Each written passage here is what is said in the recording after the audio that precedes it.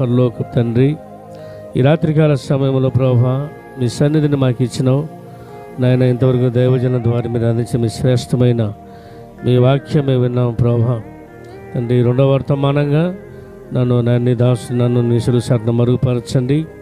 మీ వాక్యం ద్వారా ప్రభా మా అందరితో నేను యూట్యూబ్ ద్వారా సెల్ ఫోన్ ద్వారా వింటున్నాను ఇప్పుడు అందరితో లైవ్లో అందరితో ప్రభా మీ వాక్యం ద్వారా మమ్మల్ని బలపరచండి. మీరే మహిమ పొందుకోమని యేసు ప్రభు నామమున ప్రార్థన చేసి అడిగి వేడుకొంచున్నాము తండ్రి, ఆమేన్. ఏలయనగా పాపం వల్ల వచ్చి జీతము మరణం. మనకు తెలిసిన వర్తమానాలు ఇవన్నీ. అయితే మొదటి వర్తమానంలో దైవజనులు చెప్పినటువంటి మాటలను బట్టి విశ్వాసకి అవిశ్వాసకి ఏంటి జోడు? ప్రభువును నమ్మినటువంటి బిడ్డలకి, ప్రభువును నమ్మినటువంటి వారు, ప్రభువును నమ్మినటువంటి వారితో అది వివాహమైన, అది స్నేహమైన, అది చాలా ప్రమాదకరమైనది. కనుక బైబిల్లో దేవుని యొక్క బిడ్డలు దేవునితో ఉన్నారు. దేవుడు అతను వాళ్ళని బలపరిచాడు. న్యాయాధిపతులు 14వ అధ్యాయంలో సంసోను విషయమై మనకు అందరికి తెలిసిన విషయమేది. అయితే సంసోను అలాగా తన యొక్క జీవితంలో దేవునితో అంత బలంగా దేవుడు అతన్ని బలపరిచినప్పుడు అయితే సంసోను తల్లిదండ్రులకు ఆ వార్త చెప్పాడు. కొంతమంది అదుగునిగా చెప్పారు. ఏం బాబు అలాగ ఉన్నావంటే, నేను ఫిలిష్తీయుల అమ్మాయిని నేను ప్రేమించినాను అన్నాడు. అప్పుడు వాళ్ళు సున్నత లేని వారు, మన సున్నత కలిగిన వారం కనుక విశ్వాసకి అవిశ్వాసకి జోడేంటి అన్నప్పుడు సంసోను నాకు తెలియదు, నాకు అమ్మాయి ఇష్టమైంది, విశ్వాస అవిశ్వాసం నాకు అవసరం లేదు కనుక అమ్మాయి కావాలని పట్టుబట్టినాడు. ఈనాడు కూడా ఎంతోమంది బిడ్డల్ని సైతాను గర్జించు సింహం వల్లే ఎవరిని మింగుదనని ఎంతోమంది భక్తి కలిగినటువంటి బిడ్డలపైన ఈ భయంకరమైనటువంటి దినాలు. ఆనాడు సెల్ ఫోన్లు, ల్యాప్టాప్లు, ఈ టీవీలు లేనట్టి టైంలోనే ఆయన అలాగ ఒక మొండి పట్టుకున్నాడు. నాకు ఆమె కావాలి, లేకపోతే నేను ఉండలేనట్టుగా అతడు అలాగా తల్లిదండ్రులు బెదిరిస్తున్నాడు. ఈనాడు పిల్లలు ఇంకా చెడిపోవడానికి ఎంతో ఆస్కారం ఉంది. కనుక సెల్ ఫోన్లో దైవజనులు చెప్పినట్టు 12 వరకులు చూస్తూ ఉన్నారు ఎంతోమంది అనవసరమైన వాటిని.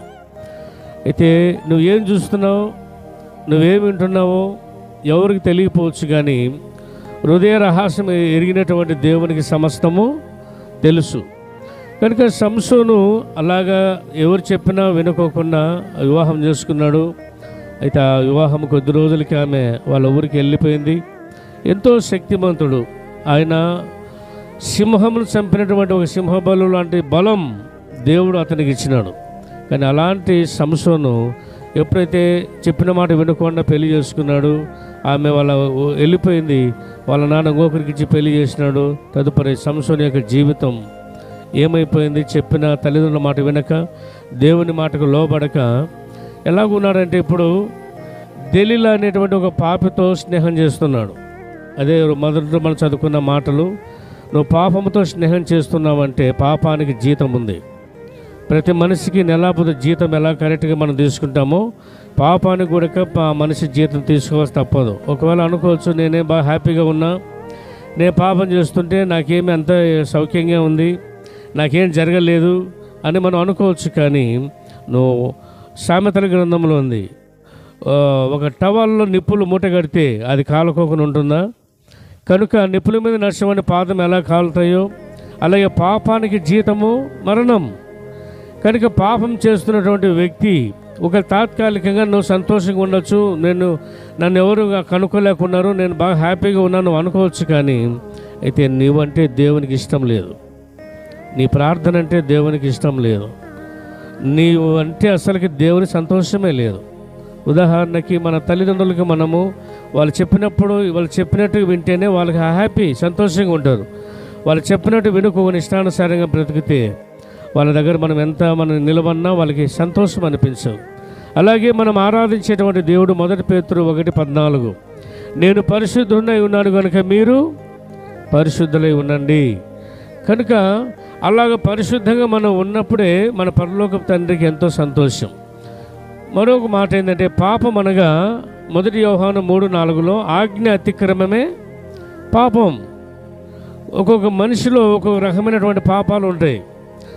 శరీర సంబంధమైన పాపం ఉంటుంది, కొంతమందిలో అసూయ ఉంటుంది, ద్వేషం ఉంటుంది, కొంతమందిలో గర్వం ఉంటుంది, ఒక్కొక్కరిలో ఒక్కొక్క రకమైనటువంటి పాపాలు ఉంటాయి. అయితే దేవుడు కోరుకునేది ఆ పాపాన్ని నువ్వు తీసేయాలి. దేవుని వాక్యము రెండంచుల ఖడ్గం, కీళ్లను మూలుగులను విభజించినంతగా దేవుని వాక్యం విన్నప్పుడు ఆ వాక్యానికి మనం స్పందించి మనలో ఉన్నటువంటి పాపము దేవుని సన్నిధిలో నువ్వు ఒప్పుకొని విడిచిపెడితేనే దేవునికి ఎంతో సంతోషం. అది మొదటి కొరింథీయులకు రాసిన పత్రికలో 6వ అధ్యాయం 19వ వచనంలో దేవుడు అంట, జారత్వానికి దూరంగా పారిపోవాలంట. కానీ సంసోను దూరంగా పారిపోలేకపోయి చెప్పిన మాట వినుకోకుండా, ఈ లైవ్లో వింటున్న యవ్వన బిడ్డలు చెప్పిన మాట, తల్లిదండ్రుల మాట, దైవజనుల మాటను వినుకోకుండా మాకు తెలుసులేండి, మేము అడ్జస్ట్మెంట్ చేసుకుంటాం, మేము కావాలంటే ప్రార్థనలో వాళ్ళని ఏదో ఒక రూట్లోకి తెచ్చుకుంటాం అనుకుంటున్నావా? నో, నీ వల్ల కాదు అది. కనుక దేవుడు ముందే చెప్పాడు, చీకటికి వెలుగు అది పొత్తు కాదు, విశ్వాసికి అవిశ్వాసికి జోడు కానే కాదు. కనుక దేవుడికి మనం లోబడి దేవుని సన్నిధిలో మనం మొరపెట్టినప్పుడు దేవుడే మార్గం, దేవుడే మనకు సమస్తాన్ని హెల్ప్ చేసేటువంటి గొప్ప దేవుడు.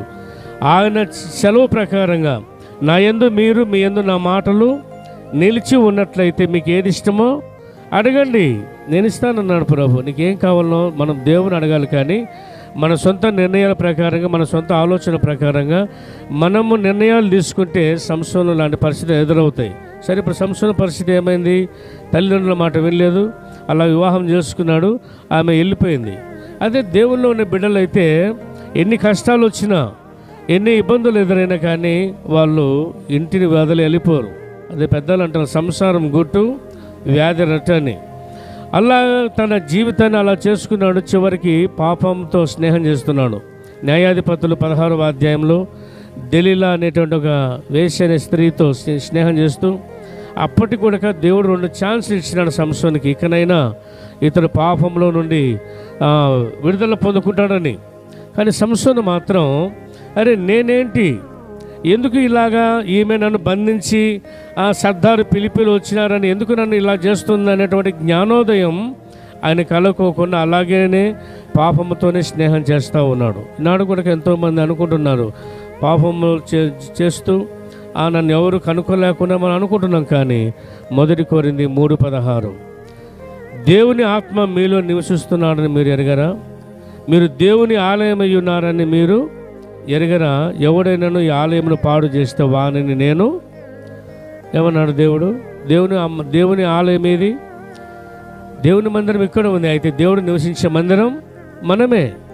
కనుక మనము ఏ తప్పు చేసినా ఎవరికి తెలియకపోవచ్చు, కానీ పైకి భక్తులుగా మనము జీవిస్తూ, అయితే దేవుని దృష్టిలోనూ మనం భక్తి కలిగి ఉన్నామా, భక్తి కలిగి లేకుండా ఉన్నామా అనేది దేవుడు మనలో ఉన్నాడు. ఏ వ్యక్తి ఎప్పుడైతే ఏ తప్పు చేసినా వెంటనే అది ఎవరు తెలియకపోవచ్చు, కానీ మనం ఆరాధించేటువంటి దేవునికి తెలుస్తుంది. కనుక సంసోనుకి 2 ఛాన్సులు ఇచ్చినాడు.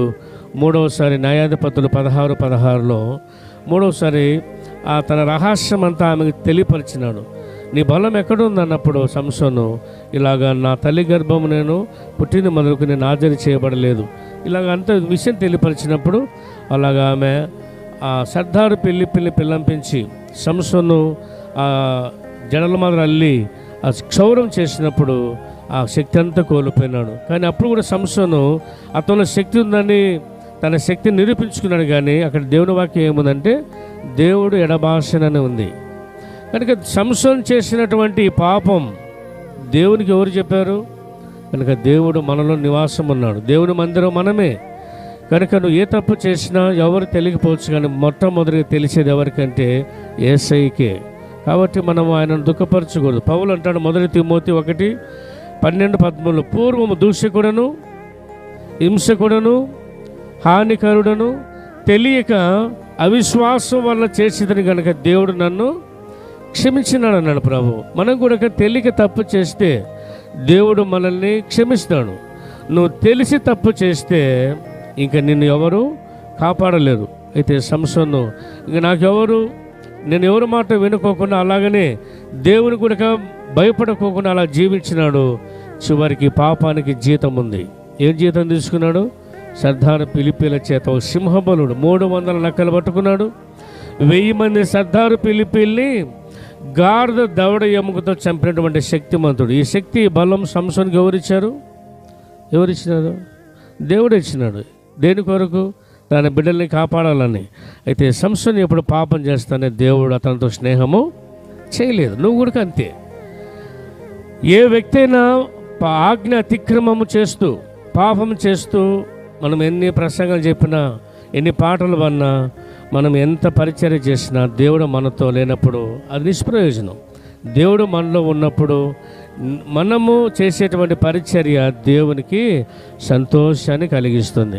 కనుక మొదటిగా పాపానికి జీతం మరణం అన్నట్టు దేవుని వాక్యం చెప్పిన ప్రకారంగా సంసోను దేవునిలో మొదట్లో ఉన్నాడు. తల్లిదండ్రుల మాట వినలేదు. దేవునికి భయపడకుండా తన సొంత నిర్ణయం ప్రకారంగా నిర్ణయం తీసుకున్న దాన్ని బట్టి ప్రార్థన జీవితాన్ని కోల్పోయి ఈ లోక సంబంధంగా శరీర సంబంధంగా ఆయన బ్రతికినప్పుడు తన జీవితాన్ని సర్దారు ఫిలిప్పీల చేత తన ప్రాణాన్ని కోల్పోయినాడు. ఇప్పుడు సంసోను ఎక్కడున్నాడు? అగ్ని ఆరదు, పురుగు చావదు. రెండో వ్యక్తి 2 సమూయేలు 12వ అధ్యాయము ఉపవాసం ఉండి ప్రార్థన చేస్తున్నాడు. చూడండి, 2 సమూయేలు 12వ అధ్యాయము 17, 18. 2 సమూయేలు 12వ అధ్యాయము 17, 18.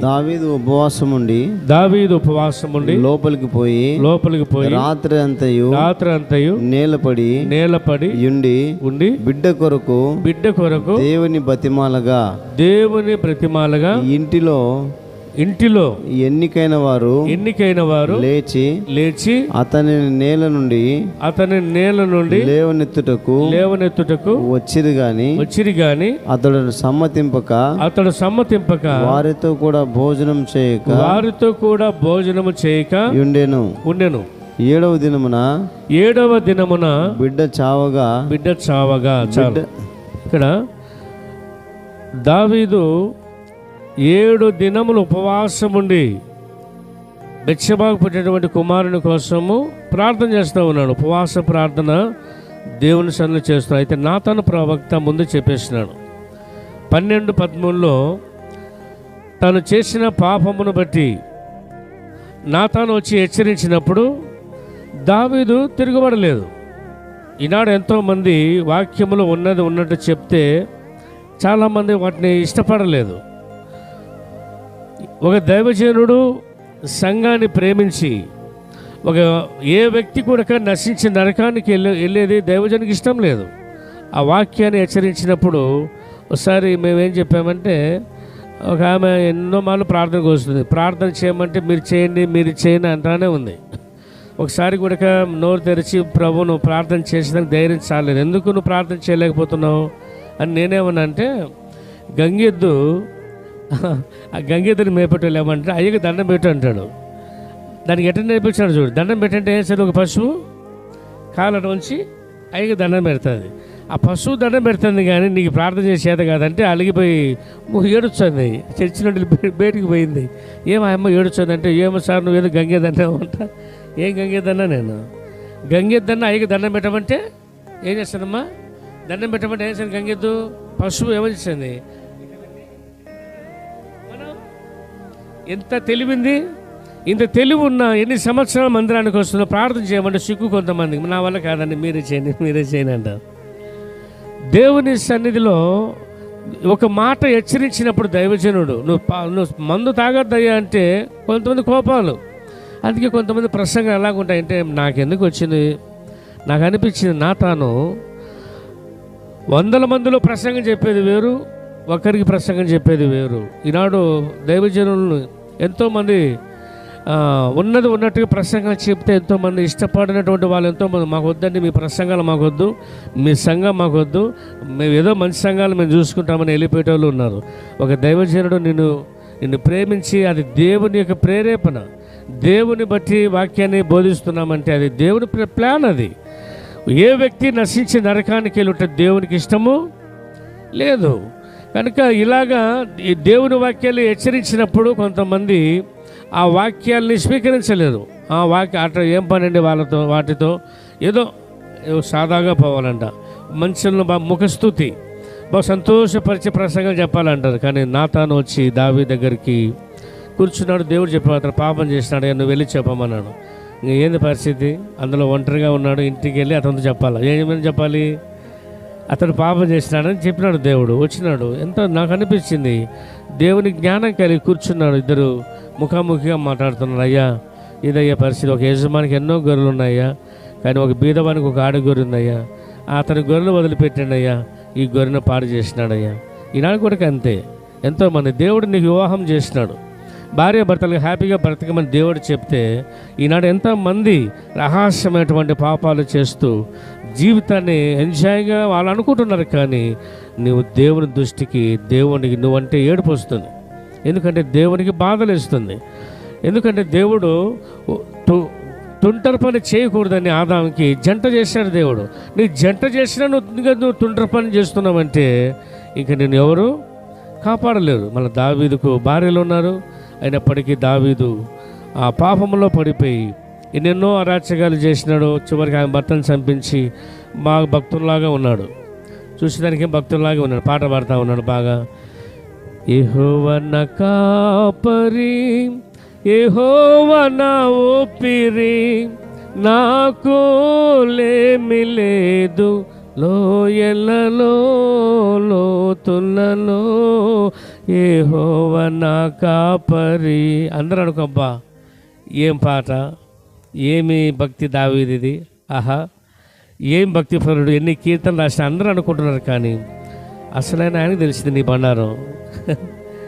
మన బండారం, మన రహస్యం దేవుడికి తెలియలేని మనము విరబిగుతూ ఉంటాం. అయితే ఒప్పుకొని విడిచిపెడితే నీకు సంతోషం, నీకు క్షేమం, దేవునికి సంతోషం. అది విడిచిపెట్టుకోకుండా ఎన్ని పాటలు పాడినా, ఎన్ని ప్రసంగాలు చేసినా, ఎన్ని ఉపవాసాలున్నా ఎలాంటి లాభం లేదు. కనుక దావీదుతో అలా ఉన్నట్టుగా నాతాను ప్రవక్త ఇలా చెప్పినప్పుడు, ఎవరు ఆ వ్యక్తి? వాని గొర్రెలు పెట్టుకొని బీదవాని గొర్రెతో ఏం పని అంటే, అయ్యా ఆ వ్యక్తివి ఎవరు? అయ్యా నాకు అనిపించింది, నాతాను దావీదును పొగిడి ఆయన ఇచ్చే సహాయాన్ని కోరుకోలేదు, కానీ దావీదు క్షేమాన్ని కోరుకున్నాడు. దావీదు నశించి నరకానికి వెళ్ళుట దేవునికి ఇష్టం లేదు, ఈ ప్రవక్తకి ఇష్టం లేదు. దైవజనులైన మా ఎంతోమందికి ఎందుకు ఇలా ప్రసంగాలు సూటిగా పోతున్నాయంటే, మన మనుషులు బాగుపడాలనే. అలాగే నాతాను వచ్చి చెప్పినప్పుడు, అప్పుడు నేను పాపము చేసి తినని 2 సమూయేలు 12:13 అంటాడు. ఏమంటాడు? నేను పాపము చేసి తినని నాతానుతో దావీదు ఒప్పుకొని అప్పుడు పాపాన్ని విడిచిపెట్టినప్పుడు నాతాను ఒక మాట అన్నాడు, నువ్వు పాపాన్ని ఒప్పుకున్నావు కాబట్టి నువ్వు చావకుండానట్లు దేవుడు నీ పాపమును పరిహరించెను. ఒప్పుకున్నాడు గనక దావీదు బ్రతికి బట్టగట్టాడు. దావీదు గనక ఒప్పుకోకుండా, ఏమండి నాతాను గారు ఎవరు లేరు పాపం చేసేటోళ్ళు, నేనే దొరికినానా నీకు, నా దగ్గరికి వచ్చి నువ్వు నన్నే ఇట్లా చెప్తున్నావని నాతాను పైన ఏమన్నా కొంచెము సీరియస్గా ఆయన కోపపడి పాపాన్ని ఒప్పుకోకుండా ఉంటే కుటుంబం అంతా గందరగోళం అయిపోయేది. కానీ దావీదు తన పాపాన్ని ఒప్పుకున్నాడు గనక నాతాను అంటున్నాడు, నీవు చావకుండానట్లు దేవుడు నీ పాపమును పరిహరించినని 12:13 అని అయితే కింద చెప్పేసినాడు. అయితే నీ పుట్టబోయే బిడ్డ చేస్తాడు. పాపానికి జీతం మరణం. అయితే నువ్వు చెప్పిన మాట వినుకోకుండా ఇలా చేసావు కనుక ఇలా జరుగుతుందన్నప్పుడు, అయితే దావీదు అప్పటి కూడా ఆ ప్రవక్త చెప్పిన ప్రకారంగా తన పాపాన్ని ఒప్పుకొని విడిచిపెట్టి తర్వాత తన బిడ్డ కోసం 7 దినములు ఉపవాసం ఉండి దేవుని సన్నిధిలో ప్రార్థన చేస్తూ ఉన్నాడు. అయితే 7వ దినమున దేవుడు యెషయా గ్రంథం 59వ అధ్యాయంలో ఏముంది? విననేరుకుండునట్లు ఆయన చెవులు మందం కాలేదు, ఆశీర్వదించుటకు ఆయన చేతులు కూర్చకాలేదు. మనం అనుకుంటాం, ఏం ప్రభా ఇంతమంది ప్రార్థన చేస్తుంటారు, అమెరికా, బొంబాయి, కలకత్తా, కొరియా దేశం, ఎంతమంది ప్రార్థన అంటే నువ్వు వింటావా మనం అనుకుంటూ ఉంటాం. ఆయన ఓకే, నిజమండి, భూప్రపంచమంతా వాళ్ళు మొరపెట్టి ప్రార్థనలు చేస్తూ ఉంటారు. అందరినీ ఆయన చూస్తున్నాడు, అందరి ప్రార్థనలు దేవుడు వింటున్నాడు, అందరికీ సహాయము చేస్తున్నాడు గొప్ప దేవుడు. దేవునికి స్తోత్రం కలుగును గాక. హల్లెలూయా.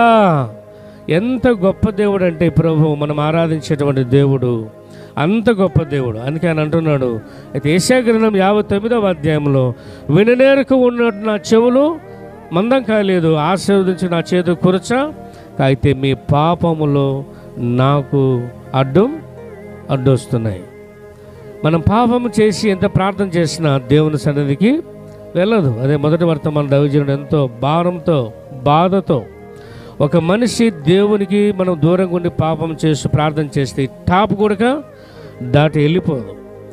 కనుక అలాగా యెషయా గ్రంథంలో దేవుడు అంటున్నాడు, మీ పాపములు మీకు నాకు ఏమొస్తున్నాయి? అడ్డం వస్తున్నాయి. కనుక దావీదు 7 దినాలు ఉపవాసం అన్నం తినే యేసయ్యా ప్రభువా నా కుమారుని బ్రతికించమని ప్రార్థన చేస్తున్నాడు. దేవుడు అన్యాయస్తుడు కాదండి.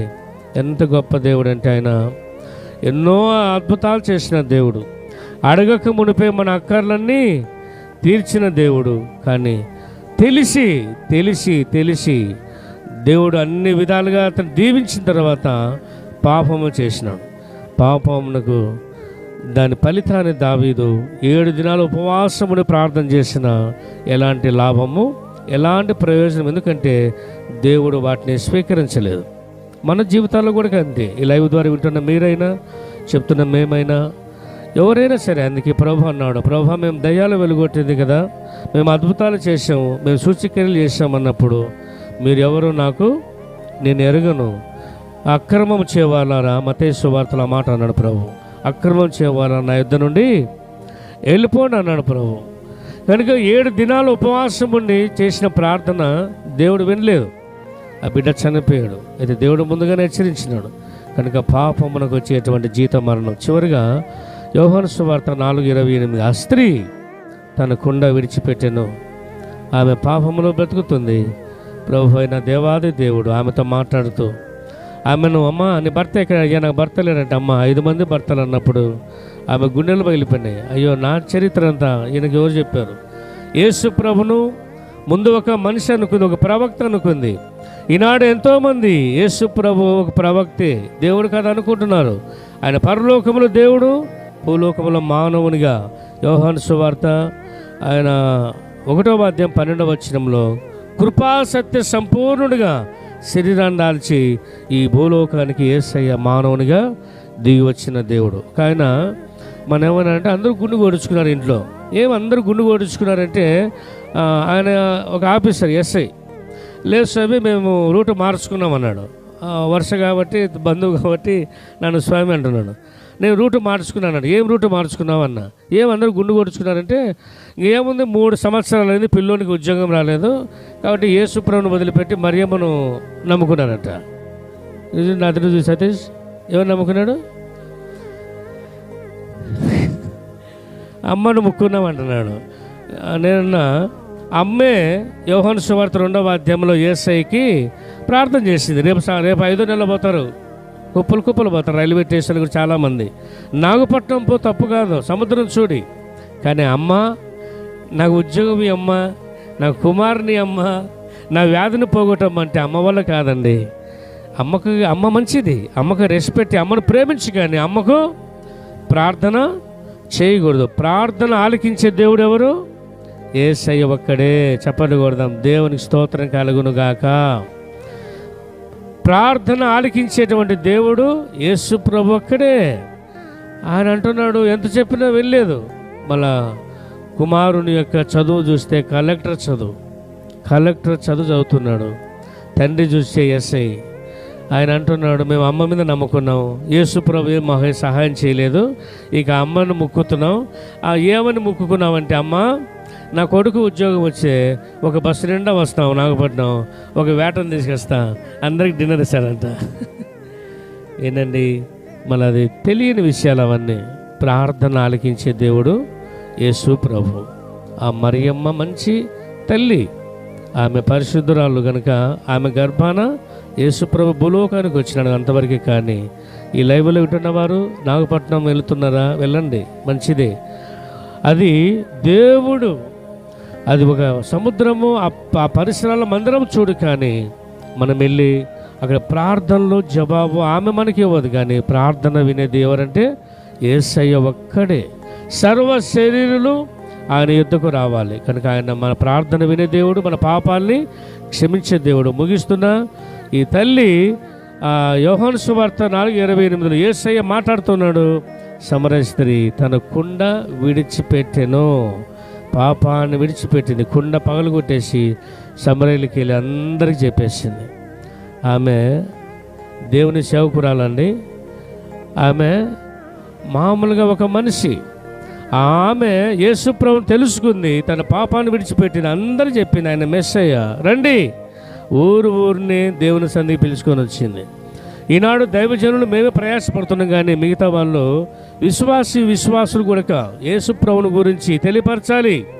ఆయన గొప్పతనం, ఆయన ఎందుకు ఈ భూలోకానికి వచ్చినాడంటే మనందరి పాపముల కొరకై ఆయన బలి పశువుగా భూలోకానికి వచ్చి మరణించి ఆయన అమూల్యమైన రక్తంతో మన పాపములను మనల్ని విడిపించిన గొప్ప దేవుడు అని ప్రతి ఒక్కరు కూడా మన బంధువులకి, స్నేహితులకి, ఇరుగుపోరు వారికి అందరికీ చెప్పాలి. అది లూకా సువార్తలో ఆ ధనవంతుడు చనిపోయి పాతాళములో కాలిపోతూ, తండ్రివైన అబ్రహామా నా ఎందుకు కనికరించి ఈ అగ్ని జ్వాలను నేను కాలిపోతున్నా, లాజరును పంపి ఒక డ్రాప్ నీళ్ళు కావాలంటే నో ఛాన్స్.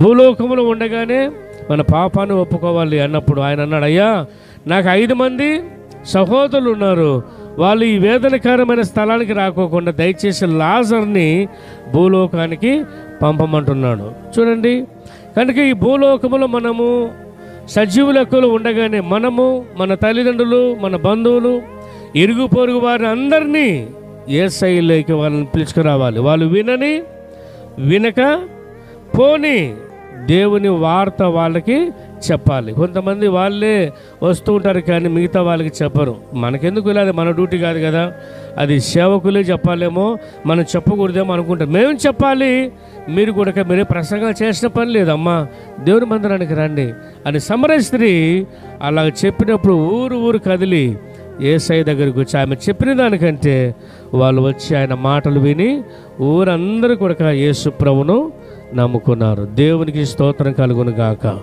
ఆ తల్లి తన కుండను విడిచి తన పాపాన్ని విడిచిపెట్టింది. సర్వ పాప పరిహారం, రక్తపోక్ష నౌశక్యం, తదరక్తం పరమాత్మైన పుణ్యదాన బలియాగం. మనందరి పాపముల కొరకై యేసు ప్రభులో పాపానికి వచ్చే జీతము మరణం. నువ్వు పాపం చేస్తున్నావా, నువ్వు జీతం ఎలా తీసుకుంటున్నావో అలాగే నీ పాపానికి కూడా నీకు మరణం ఉంది.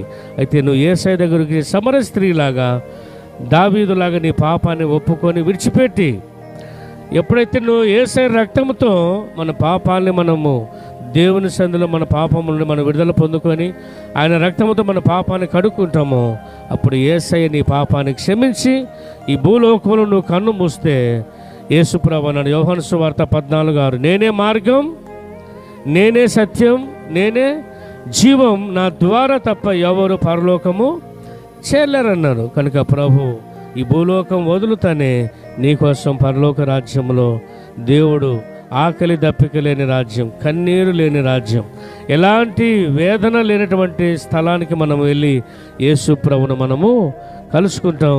దివారాత్రంలో పరిశుద్ధుడు పరిశుద్ధుడు పరిశుద్ధుడు అనే దేవుని ప్రతి గానముల చేత ఆ ప్రభుని ఆరాధిస్తాం. అలా కాకోకుండా సంసోనులాగా పాపంలో హెచ్చరించినప్పుడు పాపాన్ని ఒప్పుకోకుండా అలాగే జీవిస్తే ఎవరు కూడా మనల్ని ఖండించి ఇలాగని ఒకసారి చెప్పినప్పుడు దేవుని వాక్యాన్ని మనం విని ఆ పాపాన్ని విడిచిపెడితే దేవుడు నిన్ను ఇష్టపడతాడు.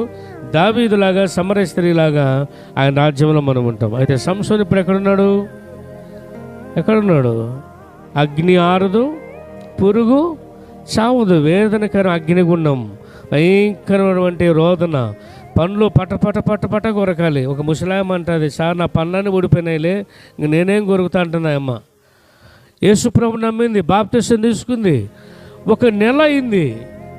సార్ నేను ఆకు ఒక్క నమలకుండా మానుకున్నాను కదా, నా నోరు పిడిచికట్టపోయింది సార్, నాకేది నోట నీళ్ళు ఊరలేదు సార్, నేను ఆకు నమ్ముతా సార్ అంటుంది. నమ్ముతా అంటే ఏం చేయాలి? నేను సీరియస్గా మాట్లాడుతుంది. బాప్తిసం తీసుకున్నా, ఆకు ఒక్క మానుకున్నా, నోరు ఏమైందట, పిడిచికట్టపోతుందంట. అంటే ఆమెకు నోట్లో నీళ్ళు ఊరలేదంట. అని నేను నమ్ముతా సార్ అనేది. మేమేం చేస్తాం? కాపలా ఉంటామా? సరే నీ ఇష్టం అమ్మా అన్నావు, నువ్వు బాప్తిసం తీసుకున్నావు. ఈ రక్షణ ఎంతవరకు కాపాడుకోవాలి? ఎంతవరకు కాపాడుకోవాలా? ఈ లోకం వదిలేంత వరకు మనం దేవుని బిడ్డలుగా మనం ఆరాధించే దేవుడు పరిశుద్ధుడు కాబట్టి పరిశుద్ధంగా ఉండాలి. మధ్య మధ్యలో నువ్వు రక్షణ పొంది లోకంలో కలిసిపోతే నేను ఎవరు? ఆమె ఆకు ఒక తీసుకొచ్చుకుంది, చూడు ఎంత పౌరుషమో. ఆమె నైట్ పూట కూడా కనీసం నిద్రపోయేటప్పుడన్నా ఆ నీళ్లు తాగి ఆ ఆకు ఒక్క బయట ఎలమూయకుండా ఈ సైడు ఆ ఉంటా అట్టే పెట్టుకుంది. ఆకు ఒక్క అంతా నవ్వులు మన గాడిద అంట పొగాకు చూసి గాడిద కాలుతో అటు ఎగిస్తూ ఉంటుందంట. అని మన జ్ఞానం కలిగిన మనిషి పొగాకును ఎంత అమృతంగా తాగుతున్నాడోదని గుండెలు పగిలిపోతున్నాయి, క్యాన్సర్ రోగాలు వస్తున్నాయి. ఎందుకు అకాల మరణాలు వస్తున్నాయంటే వీటి ద్వారానే. ఆమె నైట్ నిద్రపోయేటప్పుడు 12:30 గొరక తీసింది. ఆ గొరకలో ఆకు ఒక్క ఏమైంది, మూటపోయి గొంతులు ఎరుక్కుంది. ఆ ముసలాయపకి తెల్లే పాపం ఊపిరి అల్లే అంటుంది. ఆయప ముచ్చుగుద్దులు గుద్దునే సరిపోవు బాబు ఇట్టంటున్నాడు మనిషి. అర్ధ గంటకి అవుట్ అంటే వెళ్ళిపోయింది. అప్పుడు అందరూ వచ్చి యేసయ్యా మా అమ్మని తీసుకున్నావు, మేము రామ చర్చికి అంటున్నారు. మీ అమ్మని యేసుబాబు తీసుకున్నాడా? బాప్తిసం తీసుకున్నావు అలవాటు మానుకోమంటే కొంతమంది నాకేమంటే అవి పోకుండా ఉన్నాయి, ఆ పిచ్చి అంటున్నావు. ఏం పిచ్చి? నేను కనుక భయంకరంగా తాగేటోని, భయంకరమైన పాపంలో ఉన్నా. నా ప్రభు 93లో చెన్నై తీసుకెళ్ళినాడు. నా పాపమంతా త్రాగుడు, రౌడీజం, సిగరెట్లు అవన్నీ యేసయ్య బైబుల్ కాలేజీలో అడుగు పెట్టిన వెంటనే అంత తమిళ్ ఇంగ్లీష్ నాకేం అర్థం కాలేదు. ఎన్న తమిళ్ షాకేమో సాపడి అంటే ఎవరు తెలుసా భాష? ఏదో బైబుల్ కాలేజీలో అడుగు పెట్టిన వెంటనే ప్రభు ఆ పిచ్చి ఎట్టబోయేదో పోయింది. కొంతమంది అంటే మా వల్ల కాలేదండి. ఎంతోమంది రక్షణ పొంది మందు తాగుతూ ఉన్నారు, ఎంతోమంది రక్షణ పొంది భయంకరమైనటువంటి వాటిని చూస్తున్నారు. కనుక దేవుడిని మనం దుఃఖపెట్టకూడదు. తెలియక తప్పు చేస్తే ప్రభు క్షమిస్తారు, కానీ తెలిసి మనం తప్పు చేస్తే దేవుడు మనల్ని క్షమించి. అప్పుడు అందరూ వచ్చి ఆమె చనిపోయింటే మేము చర్చికి రామండి, మా అమ్మ చనిపోయింది, మళ్ళీ బాప్తిసం తీసుకుంటే దేవుడు ఎందుకు తీసుకుంటే దేవుడు మానుకోమన్నాడు. నీ అలవాటు నిద్రపోయేటప్పుడు నువ్వు ఆకు ఒక్క నమిలి అది నీ కొద్ది నువ్వే ప్రాణానికి హాని తెచ్చుకొని నువ్వు దేవుని మీద అలుగుతేట యేసు ప్రభు నీ బిడ్డకు నువ్వు హాని చేస్తావా? నీ బిడ్డకు నువ్వు హాని కలిగిస్తావా? నో. మళ్ళీ యేసయ్య మనల్ని హాని కలిగిస్తాడా? మనం ఎన్నిసార్లు లోబడకపోయినా ఆయన దినమెల్లా చేతులు చాపుతున్నాడు. ప్రయాసపడి భారం మోస్తున్న సమస్త జనులారా నా ఎదుకు రండి అయ్యా, మీ పాపాన్ని విడిచిపెట్టమంటే వద్దులే ప్రభు అని. ఎంతోమంది ప్రార్థన అంటే ఇష్టం లేదు. నిజం, గంటలు చెల్లిపోను. ఎంతోమంది యవ్వన బిడ్డలు చెడిపోవడానికి కారణం ఏం చూస్తున్నామంటే మళ్ళా గదురుకుంటే కోపం,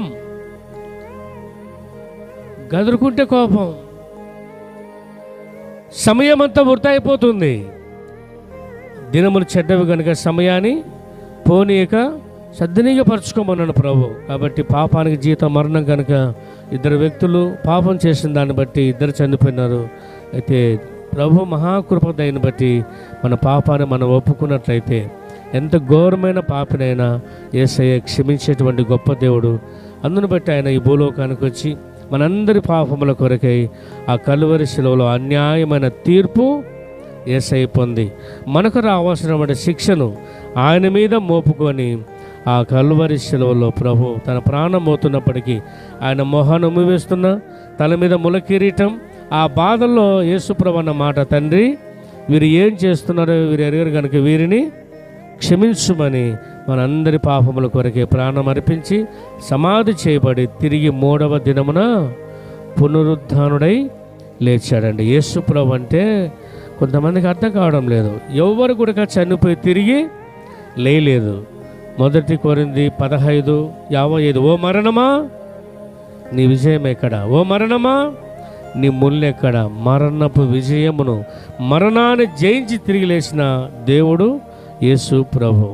కనుక ఆయన మరణించి తిరిగి లేచి అలాంటి దేవుని మనం ఆరాధన చేస్తున్నాం. కాబట్టి మనం ఆరాధించేటువంటి దేవుడు సజీవుడైన అలాంటి దేవుని దగ్గరికి మనం వచ్చినట్లయితే భూలోకంలో ఆయన సన్నిధిలో మన పాపాన్ని మనం ఒప్పుకొని విడిచిపెట్టి